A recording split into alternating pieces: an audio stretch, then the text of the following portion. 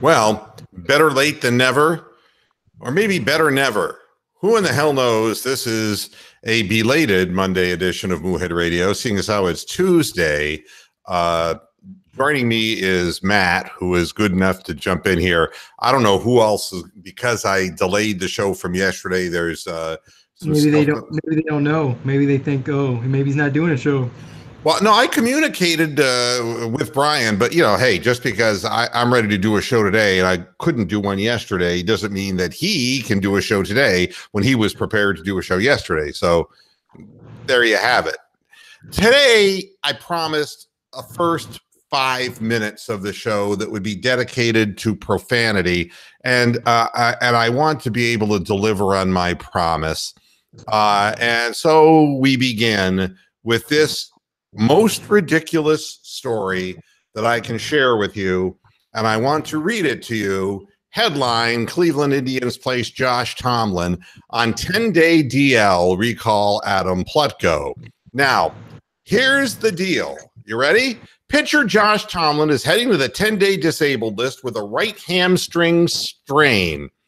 Right? He's given up 21 home runs in 49 innings. Manager Terry Francona said he suspected something was amiss with Tomlin while watching him throw in his last few outings. The two spoke for about 45 minutes Tuesday prior to making the move. On the one hand, you appreciate guys will go out there to pitch, but it was just getting in the way. He can pitch with the injury. He's just not pitching the way he needs to, so we'll get that straightened out. Francona said he's going to work with pitching coach Carl Willis and Tomlin on a plan to try to get the 33-year-old righty back and contributing to the club. Here's Francona's quote: "Maybe not throwing off the mound might be the best thing for him," Francona said, "but he'll never stop working. I have no doubt he'll find a way to contribute to our team, even on the DL, because that's who he is." Well, let me say who you are, Terry Francona. You're a fucking jack-off. That's what you are. You know, you thought something was amiss in his last few outings? Fuck you! Something in his last few. This guy hasn't looked good all year. Are you telling me that at 33 years old, he's had a strained hamstring all year long? On the one hand, you appreciate guys who go out there, but it was just getting in the way. So in other words, you really appreciate a guy who's injured and hurts the fucking team out of his own selfish interest by giving up 21 home runs in 49 innings, and he's hurt, and he won't tell anyone he's hurt, and he keeps going out and pitches anyway? Fuck Tomlin. Fuck the little cowboy and the horse he rode in on. Enough of this. Just enough of it. I mean, I told you he was going to go on the DL. Didn't I tell you that, Matt? Yeah. Because funny. My friend said something. If Jose Ramirez joined the home run derby, should Josh Tomlin be the one pitching to him? Say again? My friend on social media said if Jose Ramirez would join the home run derby, should Josh Tomlin be the pitcher pitching to him? Yeah, I mean, it's just incredible. Hi, Zargon7, new subscriber to Moohead Radio. Nice to see you out there. And Ron Shane, hi. You know, here's the thing that really irritates me more than anything.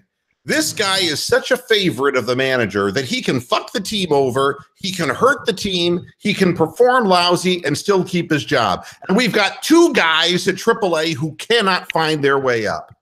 You know, they're gonna force Mejia to become a right fielder when he's clearly not got anything that even resembles right field capability as an excuse to keep him in the minor leagues. And Yandy Diaz, they say, oh, you really can't play third base, even though he played third base last year during a 22-game winning streak. You know, when they've made up their minds, they've made up their minds. The thing that's incredible about this is that this guy was throwing 84 miles an hour, and Tomlin at his best throws 89 miles an hour, but 5 miles off on his fastball makes his curve thoroughly ineffective. And the fact of the matter is that he can't pitch anymore. This is not a hamstring issue. That's something that would have been picked up weeks ago, months ago. He can pitch with the injury. No, he can't. He gave up 21 home runs in 49 innings. A batting practice guy could do better than that. I mean, it's unbelievable. How does this happen? And how is it that the owner of the team accepts this kind of explanation? It's no wonder that the stands are empty in Cleveland. They suck. They'll always suck. They're a Mickey Mouse second-rate, cut-rate organization. They have no seriousness about spending any money to get better, and they won't even develop the good young players they got. You know, it took them forever. It took Francisco Lindor to totally lose interest at AAA for them to finally bring his ass up, and all he does is hits 30 home runs a year. You know, and it's like, God forbid that we should actually put Jose Ramirez into his all-star position because he's the best second baseman in baseball. God forbid we should do that because we have to play Fat Jason Kipnis. And Fat Jason Kipnis does nothing but make errors every fucking game he plays. That run that they scored, he one-hopped the ball from on a relay? I mean, really? How in the hell? I mean, he has no range. He got to a ball that barely got into the end of his glove, and he couldn't get out of his glove, and he dropped it. I mean, every game, this guy gives up something important that costs us runs. He stinks. And then at the end of the game, he hits a meaningless home run that doesn't make any difference because Francona keeps putting fucking Tomlin in the game. Do you realize if Tomlin hadn't come in and pitched, that game would have been a tie game? Yeah. That 2-run home run that he gave up in the 9th inning was the difference in the game. And because they just want to keep, they want to keep sending him out there with his goddamn fucking hamstring. And it's not a hamstring. It's a dead arm. He's a dead pitcher. He's done. I have a suggestion that I want to make. And I don't often make suggestions like this. Hi, Steven. How you doing? How you know I was going to let you talk, Mr. Moohead? Yeah, I'm blowing off some steam about this, man. I have this feeling, and I'll tell you a story. I'll tell you a story about when I bought my Flint, Michigan radio stations, and then we'll move on and talk Cavs. I promise you. When I got there, there was a person who was managing the radio station. I'm not going to get into specifics. It was a she and one of the corporate guys were having a fling. And so it didn't matter how bad the radio stations were performing. She had a job. And because, she worked her hands in her mouth pretty well. And to make matters even worse, on the day that I took over the radio station, some of the employees had decided that they were going to hide some of the advertisement commercials so that we couldn't play them on the air, which is a legal offense. You can't do that to a new owner of a radio station. And when I called her to find out what in the hell had been done and where these things had been hidden, he answers the phone in the hotel room that they're in together. And you know something?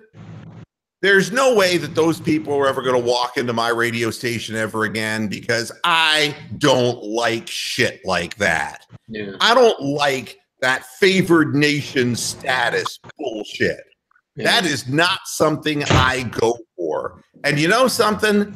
Josh Tomlin's had a career. Unlike a lot of guys who were just sitting there dying in the minor leagues, he has had a career. My belief is this: when somebody is so entrenched in because they're blowing the boss or whatever the thing is, and you can't get rid of them, the only thing you can do is get a sniper in the stadium and fucking shoot him in the head, kill him, and get him the fuck out. Because the fans are paying hard-earned money, and we can't get rid of this guy. And he's going to keep coming back and keep hurting the team because it's obvious he doesn't give a shit about the team. He only little cowboy about how tough he is. And, oh, he's a real bronc buster, that little cowboy. Oh, isn't he Texas tough? Fuck him. Fuck him and Francona. Fuck him. And everybody loves him because he's an overachiever. Well, you know something? He's a selfish prick. Enough of him. Enough. All right. That's my 5-minute plus. With the whole social politicking 101, this is a clear example of what happens when people start messing around on the job, or you start making certain friends with a certain group of people. Things tend to happen like this, and it never benefits the people who are outside of that bubble. It always works against them, the fans, whatever. How do you feel? I mean, you're behind 7-1. You end up with 4 runs, but you just realized you were down 5-1, and going into the 9th inning, it's like, fuck it, we're not going to win anyway, because And what is the point of putting Tomlin in when what is he, a patron of a patron saint of lost causes? What's the point of putting him in at that point of the game? Why aren't we bringing up a minor league pitcher to pitch mop up time instead of a 33-year-old guy whose arm is shot? Why? We're not even trying to develop what we've got. It makes no sense. And somebody has to say this, and the fucking press won't say it.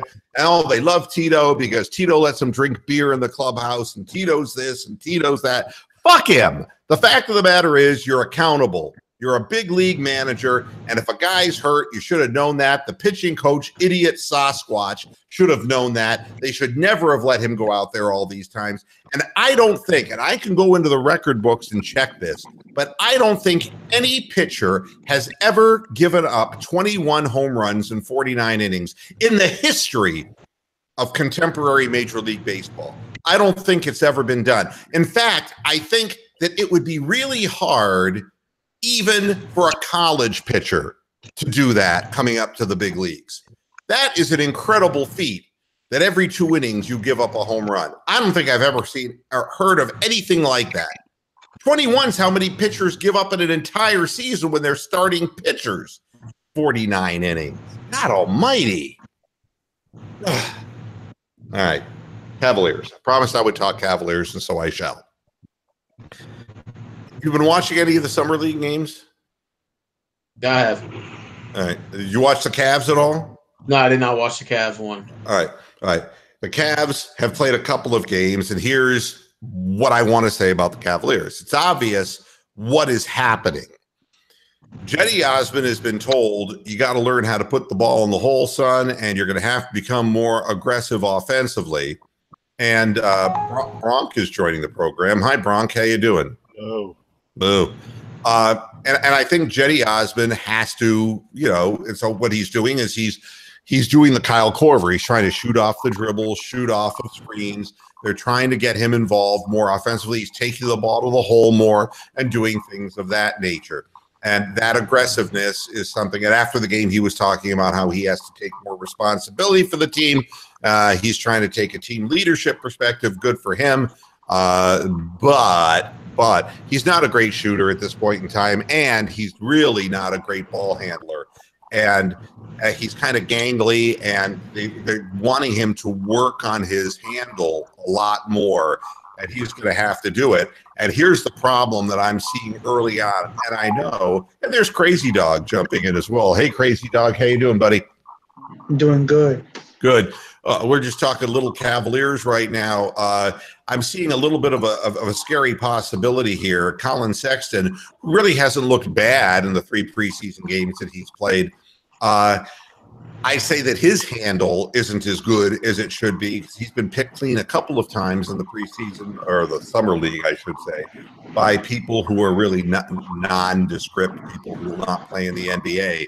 The Cavaliers want to have 3 guards, according to T-Lou, who are able to create, dribble, and penetrate. Sexton would be one of them. Jetty Osmond would be another one of them. And, they're looking at people who will be able, and, Jordan Clarkson would be one of them. I don't believe that George Hill is one of them, but they're going to try to get people to put the ball forward and penetrate. The problem is the handles aren't good. This could be a real turnover-plagued year if the quality of the ball handling does not improve. At Bronk or Crazy Dog, are you watching the Summer League games of the Cavaliers? I've watched a little bit. All right. No. Any impressions, Crazy Dog, that you have? Well, Chetty Osman has adopted Cal Korver's form. That's one thing I noticed. Right. Much like you said. And Sexton's really one strength is his penetration. That's really one of his strongest attributes is his penetration. But he's not finishing real strong at the rim. I don't see that he has a real great hang time. I mean, we've been spoiled watching Kyrie Irving all those years in Cleveland, who is just simply a magician when it comes to finishing at the rim. And, of course, the kid's 19 years old, Colin Sexton. What I'm seeing with him is his mid-range game is better than I thought it would be. His three-point game is non-existent. You know, the issue of him penetrating off the dribble, he tends to leave his feet a bit too much.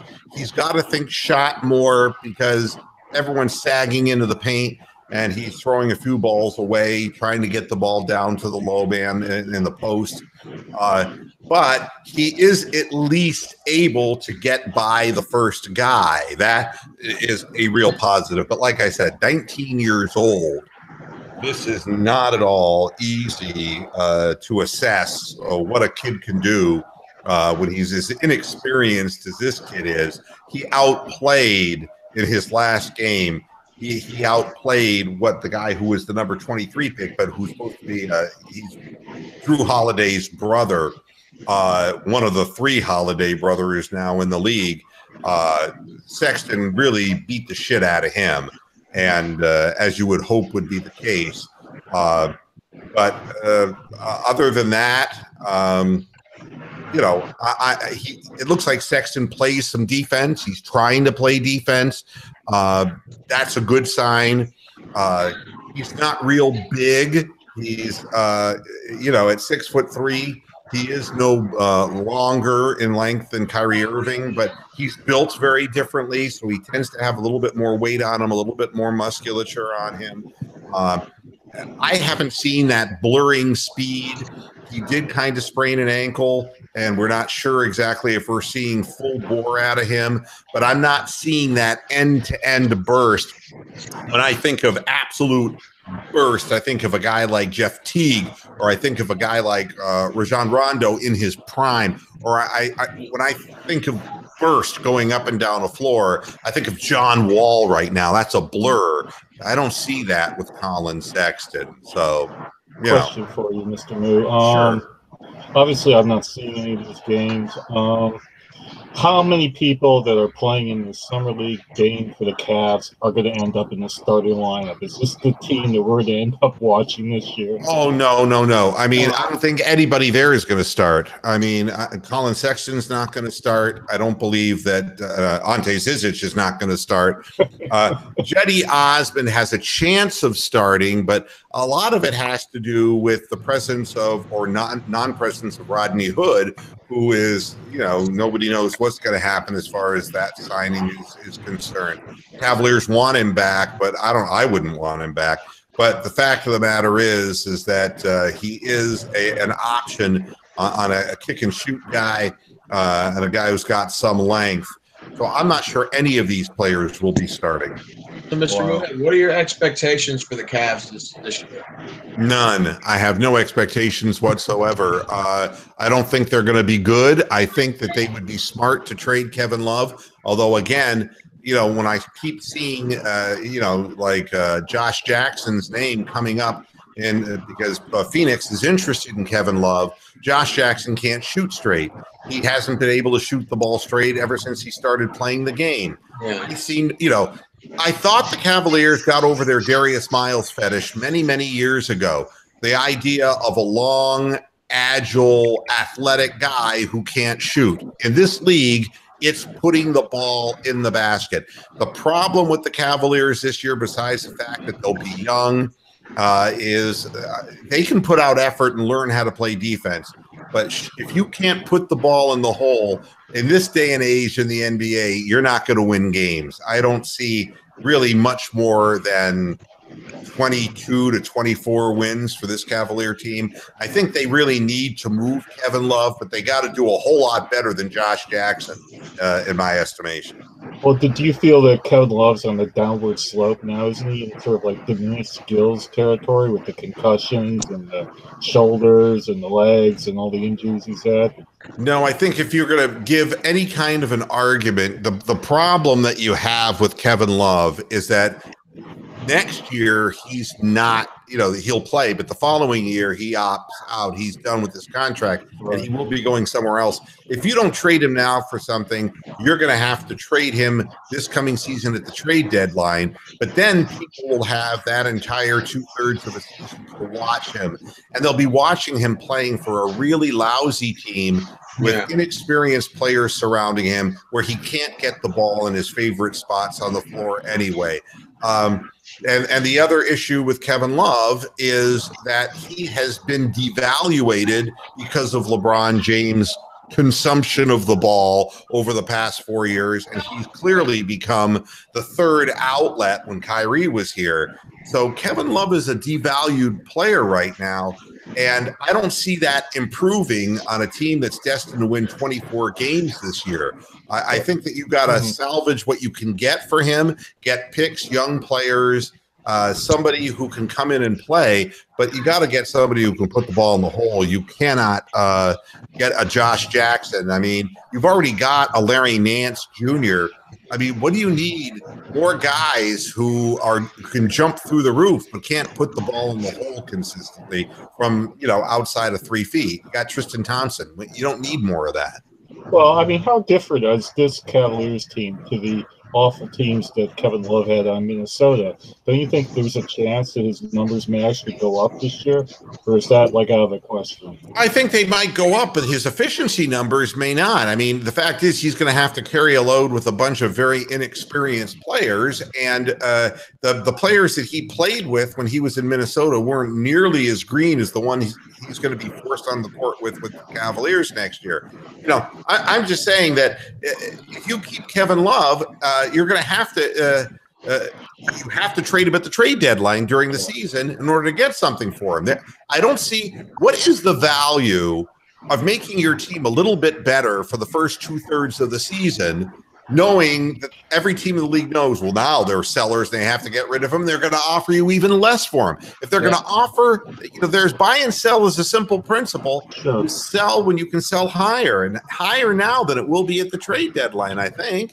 I mean, the Indians don't do that. They could have gotten rid of Kipnis and Tomlin 3 years ago when they had some fucking value. Crazy Dog, we're not always graced by your presence. You're here for a reason. What is it you want to say? I just wanted to, pop in.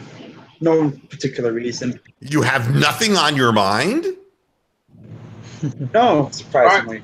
All right, well, let me ask you. Lenny Chisenhall will be out for 2 months. That's good news. Yay. I mean, yeah. It is, typical calf injury. I mean, he has more injuries than Tony the calf. No, I was going to say, I've known farmers who had far fewer calf injuries than this guy. Exactly. And this dude injured his calf while stretching. Yeah. Well, and here you have it.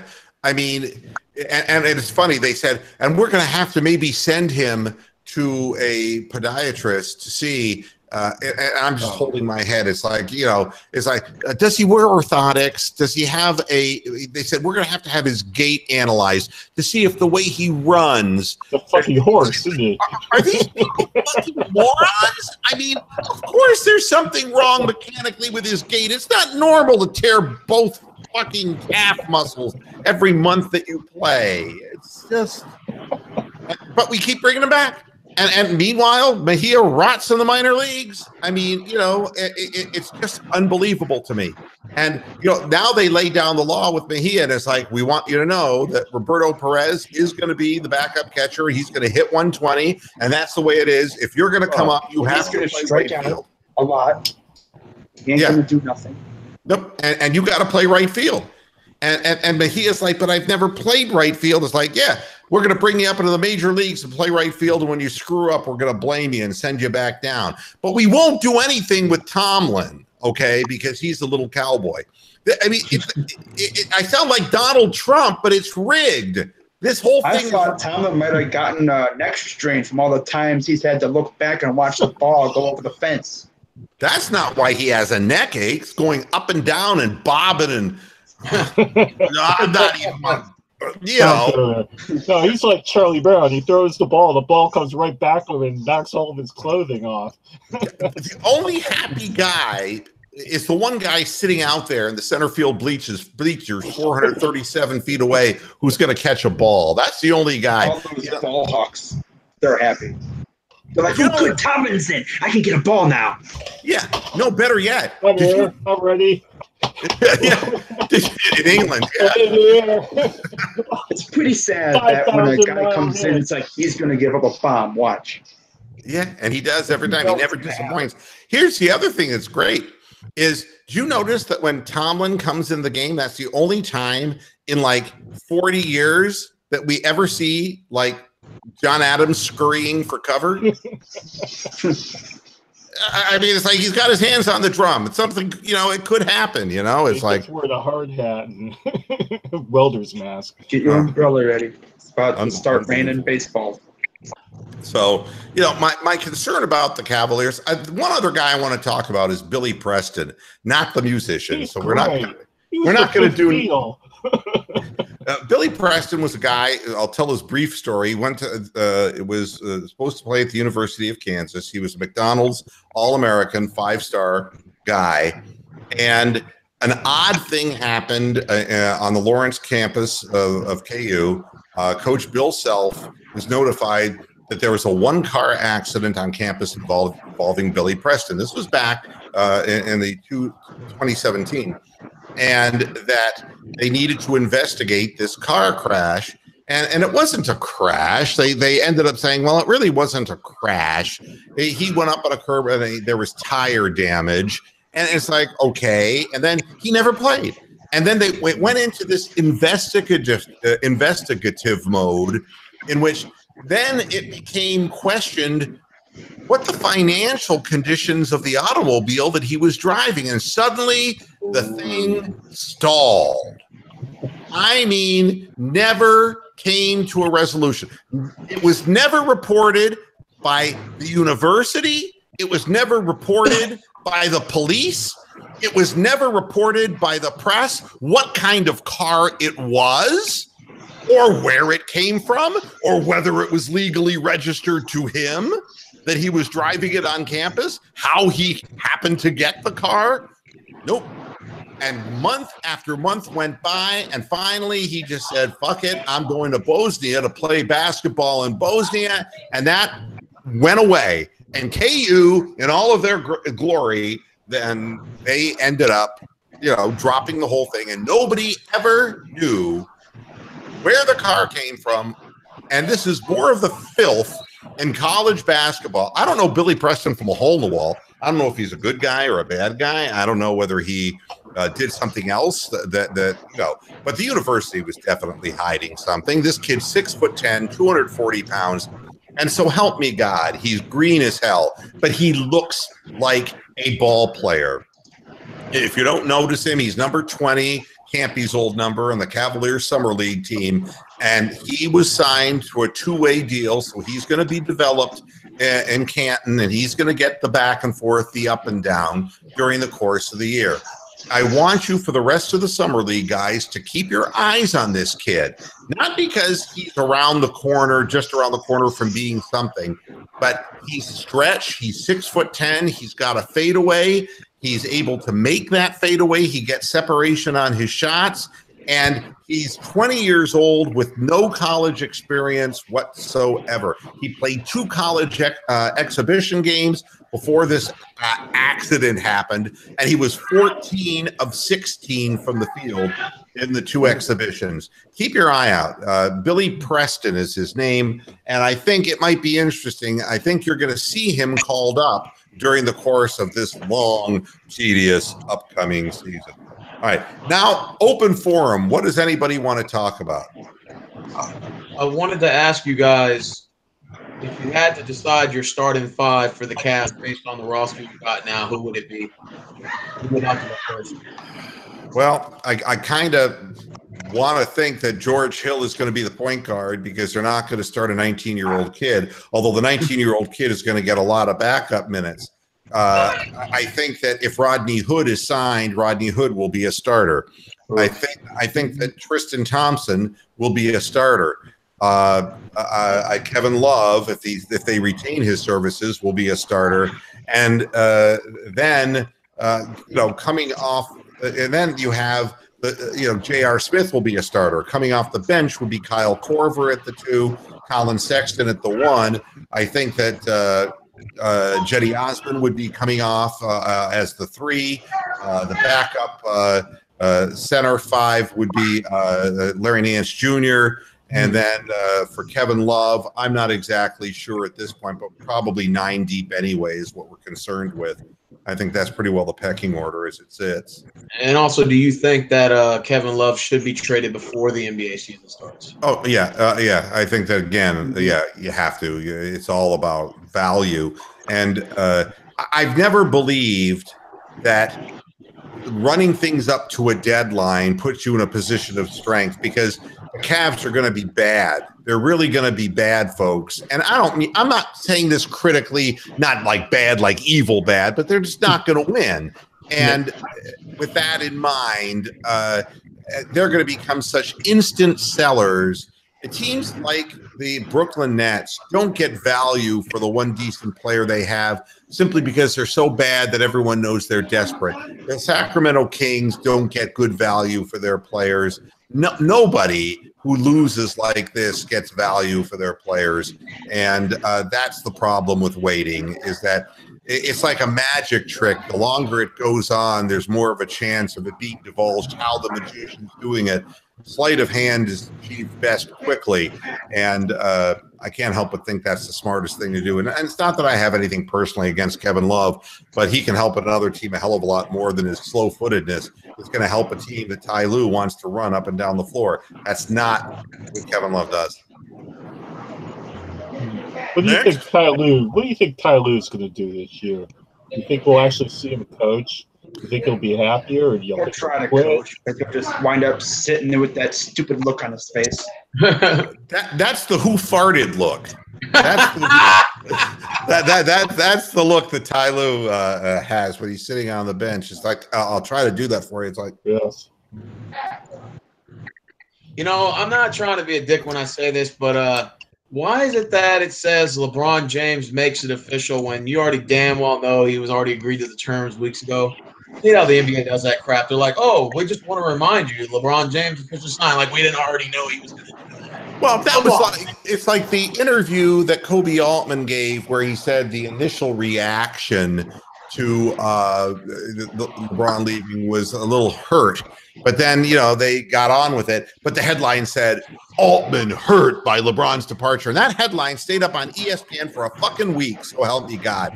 And, so they've already defaced a LeBron mural in Los Angeles. And now we're getting stupid headlines from ESPN like, should Kobe unretire to play with LeBron? And it's like, only if he gets into his underwear and handles his ball that way. I mean, what kind of what stupidity are we dealing with here? And as far as I can see, Matt Barnes said, like, hey, Kobe should come out of retirement to play with LeBron.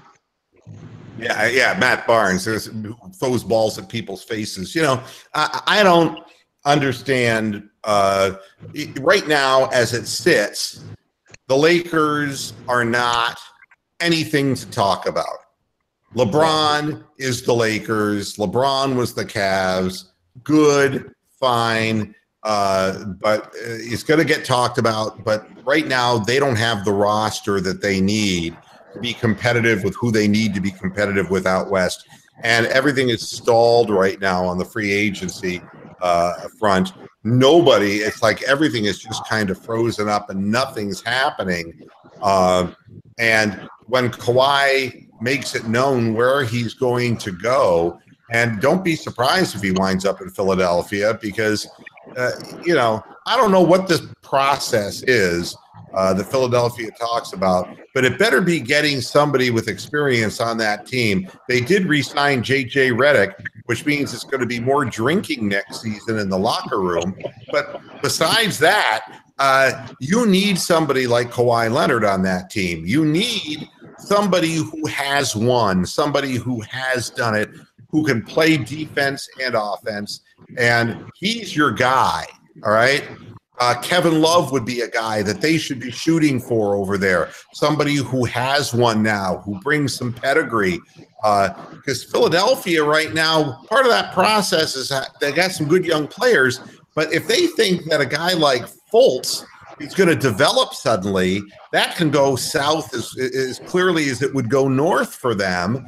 And they just don't have, Saric is a nice player, but that – the triple of Simmons can't shoot, Saric who can, and Ben Simmons who won't shoot and can't, but handles the ball and passes well. They need somebody. So right now we got to see how the dominoes fall here in free agency. But right now Boston's sitting pretty because they at least have Gordon Hayward coming back. They got Kyrie Irving. So. Other than Corey Parker and Okafor and stuff, there's not really any like marquee free agents that are like a must sign at this moment. So it's like Mr. Moohead said, it's a standstill.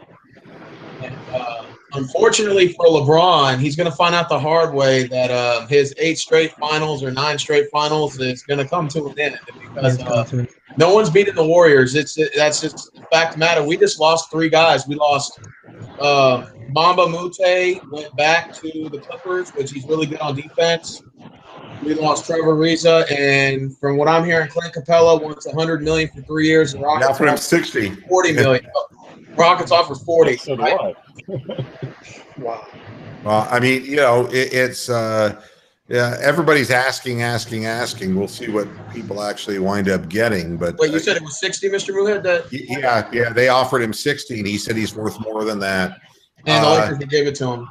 And it's amazing. Capella, who shoots the ball from no more than 2 feet out, he's rangier, has better bounce than Tristan Thompson. But basically, what he is a guy who does what Tristan Thompson does, except he's taller and and quicker. Not to mention 17% from the free throw line. Yeah, I mean, to me, it's amazing. I don't think there's any, Kawhi Leonard is the big prize, and that's why his people are sitting around and waiting and not doing anything. The pressure to bear is on teams like the 76ers, who have to decide whether they're going to make their move now or wait longer. And the fan base there has waited an awful long time. And right now it's going to be hard to beat Boston in the East because of all the experience those young players were able to generate. So, well, you know what fan bases must be really frustrated at the moment is Toronto and Indiana. Now LeBron is gone out of the conference. What the fuck are they doing? Do Toronto even have a coach? Well, it's addition by subtraction. Toronto, I don't feel strongly about. Indiana, I feel more strongly about because they do have a coach and they actually played nicely in the postseason, and everybody, with the exception of Boston, and Philadelphia, are getting weaker. So a team like Indiana, who might be the 6th, 7th, or 8th seed, now stand to jump to perhaps the 3rd, 4th, or 5th seed. And depending on if the Wizards continue to underachieve, and I can't imagine, adding Dwight Howard is such a great thing. To the John Wall, Bradley Beal fest. Stand in the way there. I saw the Wizards play. I can't see what he would do there. Well, I don't get it either. Drama. Yeah, I mean, it's not something that is healthy. And I will say this, that, anywhere from 3, 4, 5, 6, 7, and 8, you got the Bucks, but Giannis doesn't really have that much help right now. We have individual names in the East, but we only have 2 teams that really even have a chance to win the East. So whoever gets to the finals is probably going to get curb stomped by that team over in Golden State. Yeah, team of all-stars. The other problem is Fool's Gold, better known as Pyrite by its real name. Fool's Gold is what Dan Gilbert, it's like, maybe we could win X number of games. We could squeeze in as the 8th seed. What good does that do you? What good does that? salary kit. I don't understand that kind of thinking. I don't understand. I mean, that's pride. That's comparing your dick size in a shower. Oh, we made the 8 seed. You know, it's like, stop being adolescent. That's like saying if you put the Cavaliers in the Special Olympics and said, well, if we finish 4th place, it's like the same as finishing 7th in the regular NBA. Well, was that a Special Olympics slight? I mean, hey. Sounds like it. Oh, geez, Steven. Come on, man. I was kidding. I know. I'm just. Hey, I've said things that are far worse on this show over 14 Yeah, years. but nobody's heard them because it's on this show, so it doesn't matter. That's right. You're safe, Steven. Nobody watches this shit. Nobody watches this shit. Absolutely safe. Well, Mr. Moohead, here goes the storyline in the East. Whoever wins the NBA, whoever wins the East gets the glorification of getting swept in the finals on national television to a world audience. And then you got Dan Gilbert, whose ego gets in the way, who's drunk off of drinking the night before, comes off his hangover and says, we can make the AC just to prove to LeBron that we can do it. Yeah. Well, my take on it is, I don't know if you all remember when Mike Tyson was the heavyweight champion, when the real Mike Tyson was fighting, and he was destroying everybody. He was knocking out Michael Spinks in 1 round, and people weren't surviving 1-2 rounds with the guy. And it was one guy after another being carried out of the ring, And I remember when he was an up-and-coming fighter, he fought a guy named James Quick Tillis. And James Quick Tillis was a journeyman heavyweight, but he had size. He was 6'4" and about 230 pounds. And just with reach alone and experience, he took Tyson the distance 10 rounds earlier in his career and gave him some trouble, and was actually a precursor to the Buster Douglas debacle where Tyson ended up getting knocked out. But, I get the feeling that weakness can be shown. And, what you were saying, Stephen, trying to predict, a 4-0 sweep of the finals. I think it's going to be like a Mike Tyson fight. I think that any team that gets 1 or 2 games, it was like if the fight went past 3 rounds with Tyson, that guy was considered a winner, It's like, and I think anyone who gets 1 or 2 against Golden State will be considered a winner. Boston probably gives you that best chance. Yeah. And in Boston, which is a tough place to play, except for the Cavaliers in Game 7 this past year. And I'll rub that in forever at Boston fans because they're so self-centered. But that's what it is. I see them winning, but maybe they'll cheat for somebody that can win 1 or 2 games to make it appear to be a contest. I could see Boston maybe winning 1 if they're fully healthy, winning 1 game out of that. Well, it's hard to overcome the spells of non-scoring that the Celtics seem to go through. You can't do that with Golden State. You go cold against Golden State, and they will put up 12-14 unanswered on you so quick it'll make your head spin.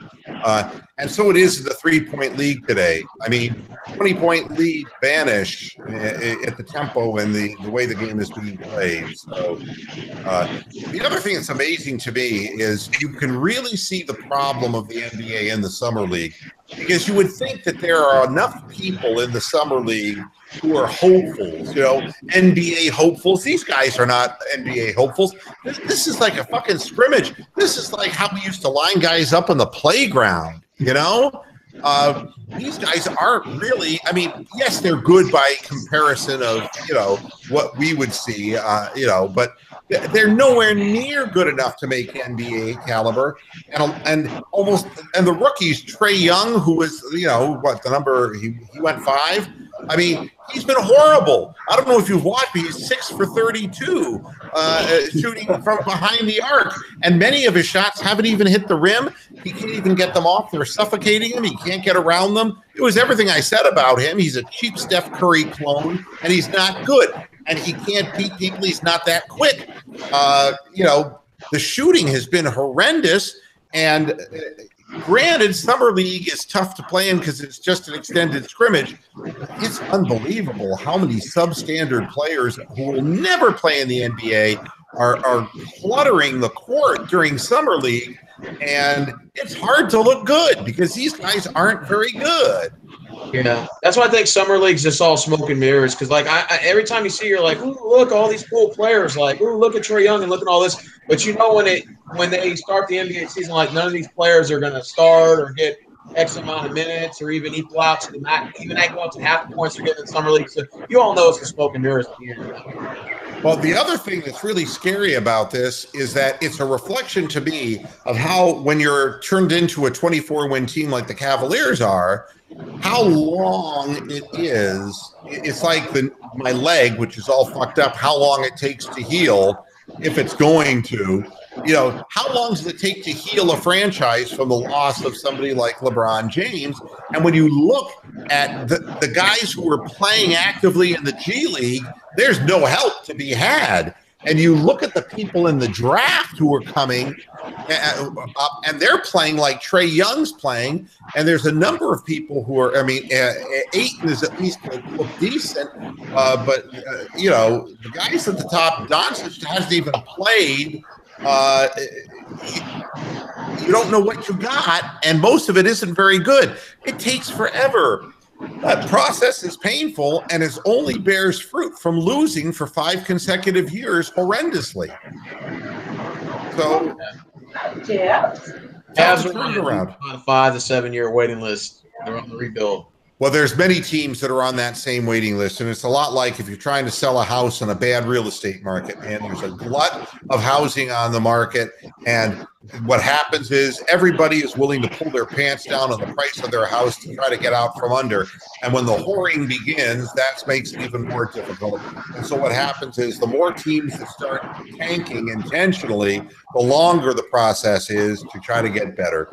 So, and who wants to go to a team that's tanking? No free agents will go to a team that's tanking. It's really a long road that lies ahead of us. And I understand from Dan Gilbert's pride perspective, you know, where he's at, but it isn't going to do any good to have 2/3 of the season where you're pretending. You best get on with it, because the future is now. This is what it is. This is what was coming, Mal. You know, we can see this years ahead that, you know, LeBron was leaving and all that, you know?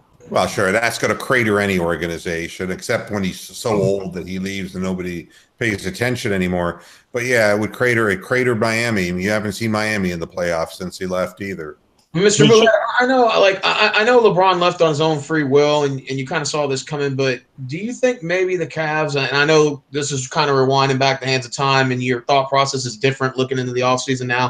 Do you think maybe the Cavs should have maybe reconsidered talking LeBron into waiving his no trade clause and just saying, hey, look, we got to get something for you. We already pretty much know you're not going to be back. He wouldn't do it. He wouldn't do it because, again, I've already explained to you that his entire purpose is to win every transaction that he plays.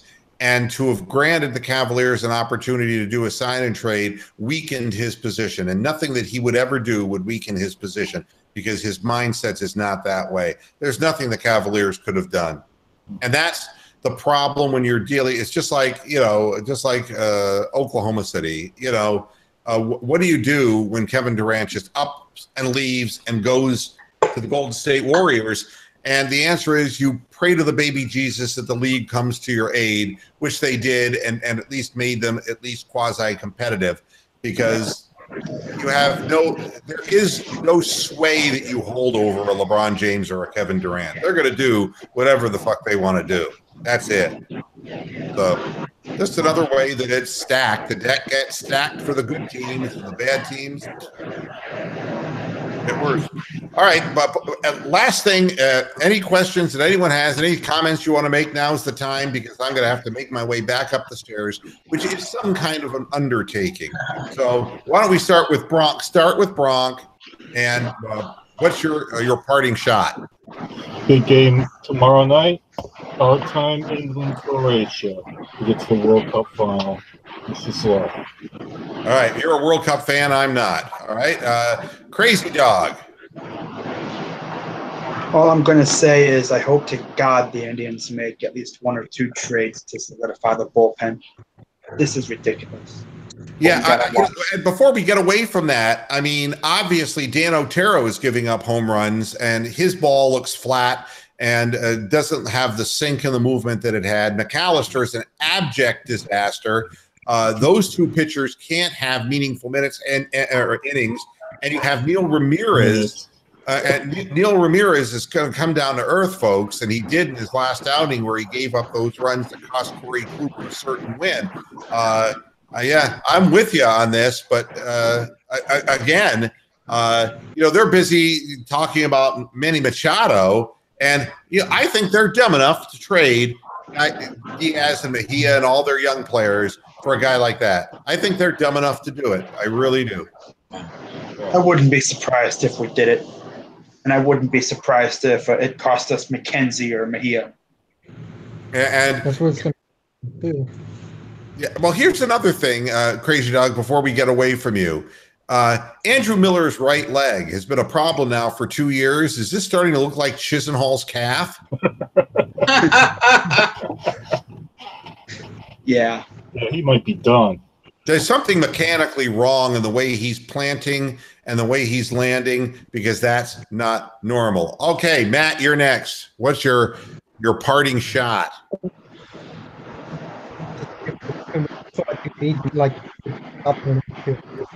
I can't understand the words you're saying.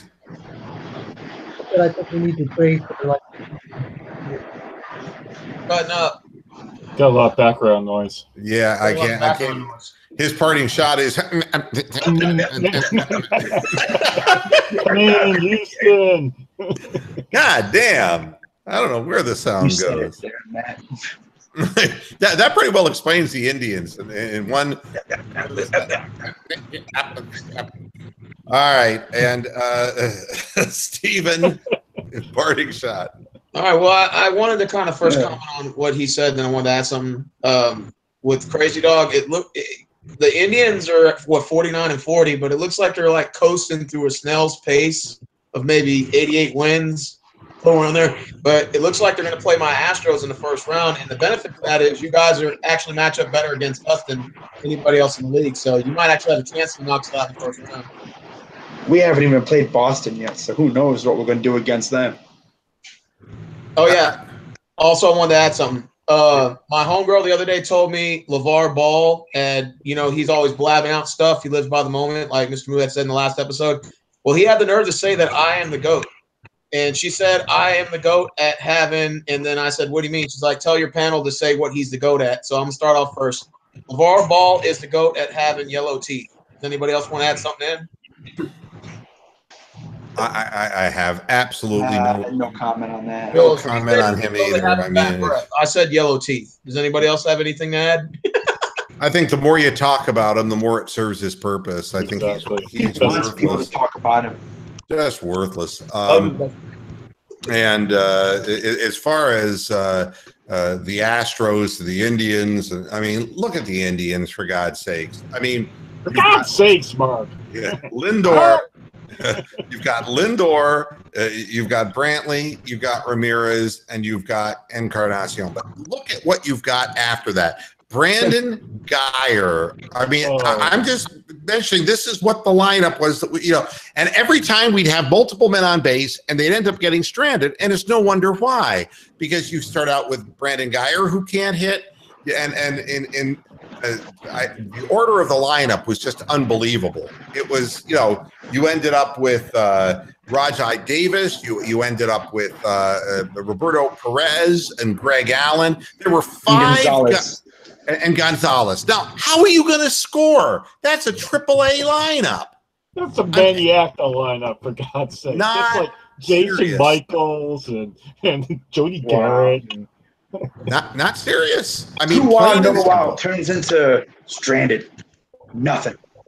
Yeah. I mean, and over and over. And it's like, they're not going to beat anybody in the playoffs, Steven, because they're going to strand every runner they got, because all those all-stars that they got, the guys who can hit are all at the top of the lineup. And then they all if they don't hit it out of the park, they're not going to score runs. They're all trying to hit home runs now because they know that's the only way they can get runs. And nobody's going to knock them in.